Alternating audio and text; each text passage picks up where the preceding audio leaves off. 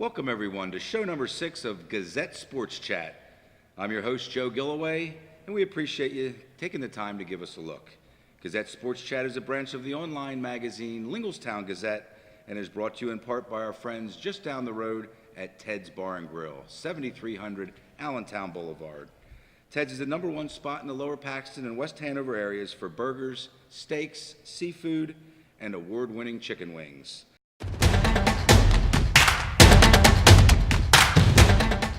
Okay, well, welcome to the show. I got Scott Singer to my far right and his daughter Gabby right here in the middle. Thanks for being on the show. Thanks for having us. Then you went on to Monmouth University. Yep. On a basketball scholarship. Yep. Tell me about your experience there. That is a long 4 years as a Division I student athlete. It starts summer going into your freshman year. Most schools want their freshmen there doing summer session prior to their first fall. Kind of get used to campus, kind of get used to the idea of working out in the morning, going to classes, having more workouts in the afternoon, and kind of being able to adjust to being on your own in college, being on your own schedule, and having to make sure that you're here at this time, here at that time, and then again, physically, mentally, and everything kind of getting adjusted. So I did summer session going into my freshman year, and then into fall, which is a huge adjustment going to your first preseason, Right. From high school into Division I level. You can't be completely ready. You Not- just sort of have to there's figure no it out on the shot. fly, right? There's no shot. Yeah. And it's more, it was not physically for me. I was physically prepared. I did all my run tests, all my conditioning, all my workouts and everything to the T all summer long. So that part of it I was ready for. It's more mentally, emotionally draining, the 6 a.m. workouts. I don't want to say they don't care, but you need to find a way to get to all of your workouts on time, have energy at everything, Right. be all out for all your workouts, go to all your classes, make sure you get all of your homework done on time, if not early. And then you got to get used to the traveling schedule once you get going into your games. We would have road trips, so we would play on like a Thursday and a Saturday and be gone from Wednesday till midnight, 2 a.m. So Saturday you night. gotta work your So schoolwork we would, into all yep, that. so you find time in the hotel in between shoot-arounds, meals, and everything like that to get your homework done. So that, a lot of that is very different from your high school schedule and everything like that. So it's kind of getting used to that and managing all of that and adjusting to all of that. And then you kind of get into a rhythm by spring, end of spring, freshman year. I was kind of in a pretty good rhythm and everything. I and could do then- this. I gotta could figure it yeah, out. you get over the, like I said, fall, your freshman year can be pretty tough. But once you kind of get through that, and especially once you get into the games and the routine of that, it's kind of nice. And then finishing out freshman year, like I said, I was in a pretty good routine, and I did summer session every summer. So I was basically in school for 4 straight years. So I never had the chance to really get out of routine, out of rhythm or anything like that. I'd be home for a week or two at a time before starting my summer sessions. But it was just the consistency actually helped me out just Right. going straight through and getting it done. And your team won a lot of games while you were there, right? We did win a lot of games. Her class from freshman through senior won more games, women's basketball games at Monmouth University than any other 4-year class. I guess Yep. that's what we'll call it, a Yep. 4-year Yep. class of women. And you were captain and MVP in your senior year, right? Yep. So I guess the experience overall at Monmouth was fabulous, right? Yes. I mean, you accomplished a lot in the classroom, on the court, and I know you made good friends that you're probably still friends with today, right? Yep, there was definitely a lot of ups and downs. We went through a coaching change after my sophomore year. We had just played for the NEC championship at that time. They were in the NEC. We lost, but we actually got a bid to the WNIT. We played Syracuse in a fairly tight game in the first round of the WNIT, and almost immediately after we found out our coaches were leaving to take another coaching job. We had new coaches come in, and that kind of changes things up a little bit. Obviously, you have a whole new coaching staff to get used to and everything like that. So there was definitely ups and downs, but you really become a family because you're doing everything with these. I mean, you're eating, sleeping, working out, everything.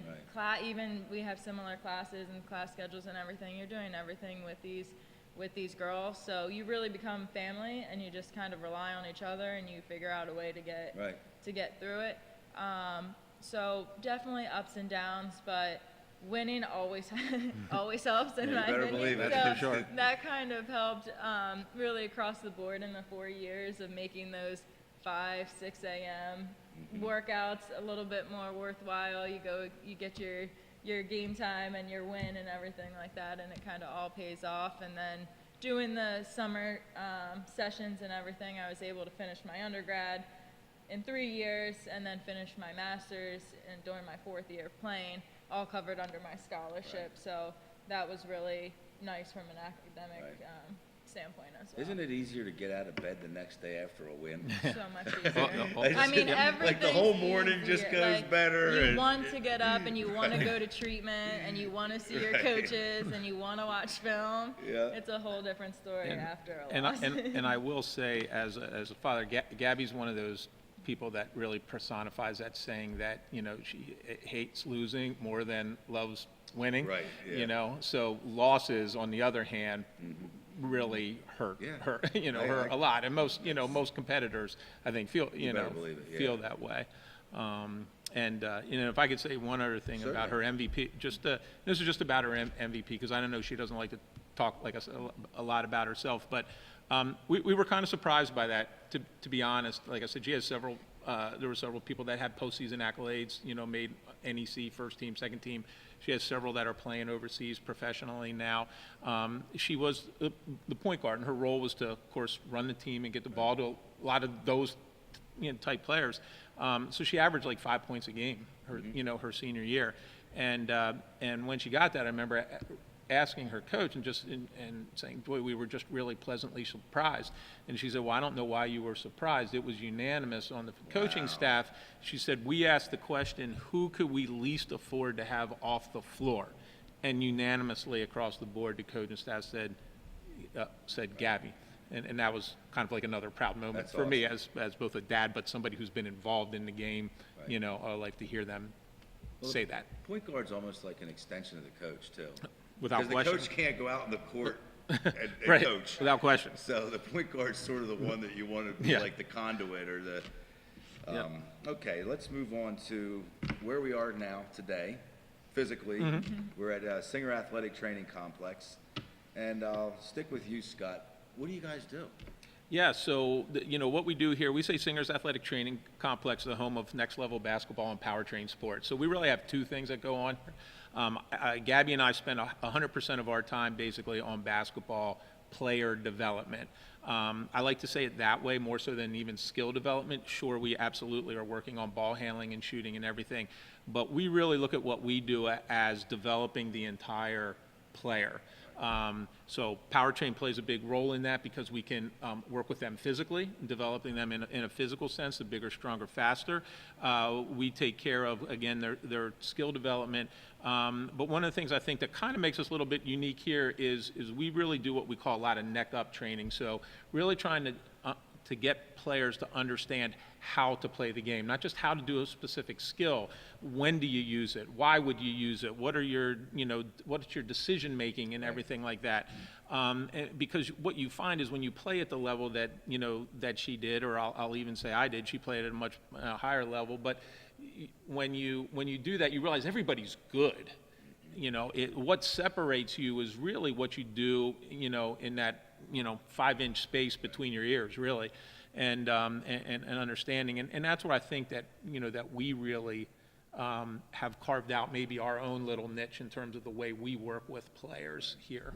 And I can tell a lot of times. I mean, I watch a lot of high school basketball, boys and girls, and there's a look about a player that has trained here or is currently training here out on the court a lot of times, the way they handle themselves. I've gone back and I've asked people, does that girl, has she ever trained with singers? Yes, she has. And I could just tell by watching them out in the court. So, and I think when I talk about this place with other people, they go, oh, that's where the players go to. They go from a Division III player to a Division II player, a Division II to a Division I. Or that's where the players go to learn how to play smarter. And it's all that, but it's more, you know? What's your role here, Gabby? Both him and I do the player development. So I have clients really anywhere from, I've worked with kindergarten age kids up through the professional level as well. So we kind of get somebody in for the first time and kind of do what we kind of consider like a baseline workout, just to kind of see where we're starting as far as form, ball handling.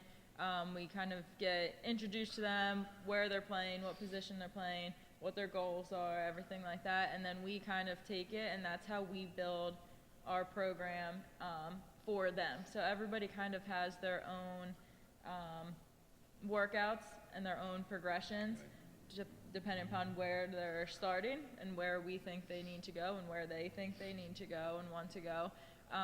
And then we kind of individualize all of our workouts. Every single day we write them out on our note cards here so that we know exactly what this person did last time and what we want to accomplish in this session. And then we can see literally on the cards the progression that they have made as a player. And that just is how we build our programs going forward. And you tie in nutrition too, right? I do some nutrition work. I have a couple certifications that I kind of got on my own online. I just have an interest in food in general. I like to grocery shop. I like to cook. I like to eat. I like to study it. They call that a foodie. Yes, I am very much you're a foodie. She's a very foodie. much a foodie. So I got really interested in it actually after my junior year. I was getting hip surgery. I had actually torn my hip labrum on both hips pre-season of my junior year. They said you can get surgery now in redshirt, or you can play through the season and get surgery after. And I opted to play through the season and get my surgery after the season. So I got one side done. That's scary stuff. I'm sorry to interrupt you. Yeah, but it was not. I've gone through that in my head. It was definitely not. What a risk. It was definitely not enjoyable. Right. I had some That's an days that understatement. were really hard to kind of get going. There's days that just my warm up in general put me in tears because it was so uncomfortable. But I really got used to managing it. I spent a lot of time in the training room, stretching, doing my treatment, hot tubs, cold tubs, everything like that. Just to be able to kind of get going the next day. So I got surgery the end of March on one hip and the end of April on the other, and I knew that I was going to be on crutches for a little bit, and obviously I wasn't going to be lifting, I wasn't going to be running for months at a time. So that's when I kind of started really just looking into nutrition and kind of watching what I was eating, because beforehand, knowing I was burning so many calories, I mean, your post-practice get away with meal a lot is, more, yeah, we ate a lot of pasta, ice cream, all Right. that stuff. So I knew I couldn't necessarily afford to do that as much, and that's really when I got interested into nutrition and sports-specific nutrition and fitness. And then I went through the exact same thing my senior year. I tore them again, both sides preseason of my senior year, played through them and had to get double surgery. Actually, I didn't do it immediately after my senior year, but towards the end of my senior year, when I was getting out of being a Division I athlete and having workouts every single day, that's when I kind of really got serious about the nutrition side of it and everything. And then when I came here, immediately after I finished my master's, having both sides, the strength and conditioning and the basketball, it just kind of tied into everything that we were doing, and really anybody that we were working with, even if they weren't a basketball player, somebody just doing their personal training and their general fitness and everything, it's really important regardless. So I've been able to help out a couple clients. I do it just a little bit on the side just because it's something that I enjoy doing. I like to study it, and I like to work with people and kind of trial and error on myself as well. So, yeah. A little anecdote, if I may, on her hip. So her junior year, she never sat on the bench. She was either in the game Or standing.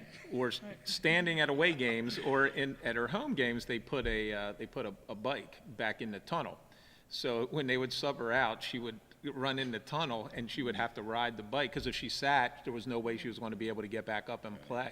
So she would go back in the tunnel and actually ride the stationary bike, and then the coach would have to call for her. They just And grab you by the corner. yeah, and you would just see her. Waving. Yeah, and then you'd see her come running out of the tunnel Right. back and making her grand That's appearance different. and That's running very up. It was very different. Very different. So parents, you just heard what they do, and they're located right on Briarsdale Road. Briarsdale Road. Yep. Briarsdale Road, right off of Union Deposit Road. And come in or call or go on the internet if you want a little more information. But you probably heard most of what you need to know about what they do. And if you have a child, an athletic child who's interested in going to the next level, really, I guess. That's how we came up with it. So come in and see Scott or Gabby, or both of them, and they'll figure out what would work best for your child. So the last thing I just want to wrap up with, first of all, Scott, you and I have something in common, that some of the music I see you post on Facebook. Yeah, you like I've the seen old that. funk and soul I am and old R&B. funk and soul and R&B. So I am a too. 70s funk, soul, R&B too, guy. yeah. Yes. Yeah, when I see your posts, they're either about like a lot of high school sports or the same kind of music yeah, that I enjoy. yeah. So I sort of like every post that you. Yeah. But I wanted to mention too, I know that the Singers as a family are very tight. I see that you guys do a lot together, Yes, we do.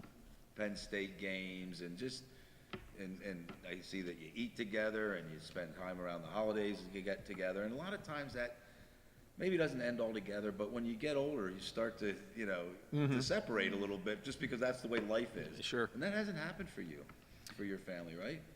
To Yeah, a big degree. Yeah, we've been able to, to keep it, pretty tight knit. It's great, obviously, having her here and being able to, see her on a daily basis. But my oldest daughter, is a teacher in the Central Dauphin School District. Her, lives basically a mile away Right. from where we do. We have a lot of the same interests.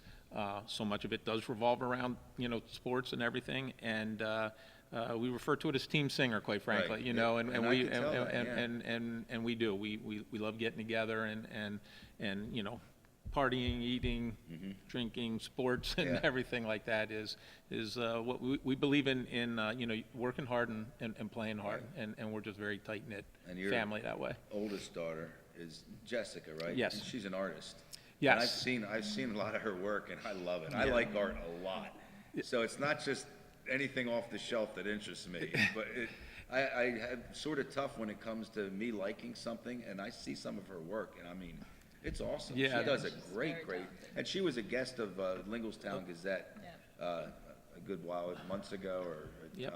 Yep. and Bill was my partner, was very impressed by her too. I remember him, before any of this even started, with me coming in to talk to you, saying that I had this guest and her name was Jessica Singer, and I was very impressed by her, and her work was great, and I agree, Well, the funny thing with that is that as natural as the sports comes naturally, because like I said, it's just been passed down kind of generationally, we have no idea where she gets her Right. art. It doesn't come from me, and it doesn't come from my But from my wife. It's good, but, though. but She did it right. She yeah, does it right. she's There's no but doubt she's about that. she's fantastic. And the last thing is Lori, your wife, and Yes. Gabby's mother. We talked a few weeks ago, and you made sure that I knew that she was at the center of all of this, right? Well, she is at the center of it all. Yes, that is. And for I don't sure. think you're just saying that to be a good husband No, either. no. She is the thing that makes everything go without question. I will tell you flat out that the competitiveness that I refer to her comes directly from her Right. mother. She played at Central Dauphin and everything as well. Basketball, I think, up to her junior year, but was a pitcher on their state softball team. And she is one of the most competitive people that you will ever come So across you couldn't in help anything. but be competitive. No, right? she gets it. With- Yeah, with- yeah, with yes. Mom and dad like And we that. still Yeah. compete at Good. everything. Yeah, Jess and I are more, personality-wise, Jess and I are more alike, that she's a mini-me of Right, my wife, right. yeah. All right, well, I think that's where we're going to end today. I thank you both so much. Thank you I so really much for enjoyed having us. You made it, was a you good made time. it easier So for me. I get nervous here, you know, even though I do this kind of stuff all the time, and I hadn't really met either of you in person, and that was easy. I had fun. I Yeah, really this had was- fun. Yeah, it was great. And once again, we are at. Give one more plug before you go. Sure, It's- you it's want to go or you want me to You go? Sure, so this is Next Level Basketball Performance Academy. I'm Scott Singer, the owner and founder, and this is my daughter Gabby, and yeah, if you love basketball and you want to get to whatever your next level is, you know, that's what we do, that we're here to just help them along the lines in that process. Good, thank you. Joe Gilloway here with Gazette Sports Chat. Thanks for tuning in, and we'll talk to you soon.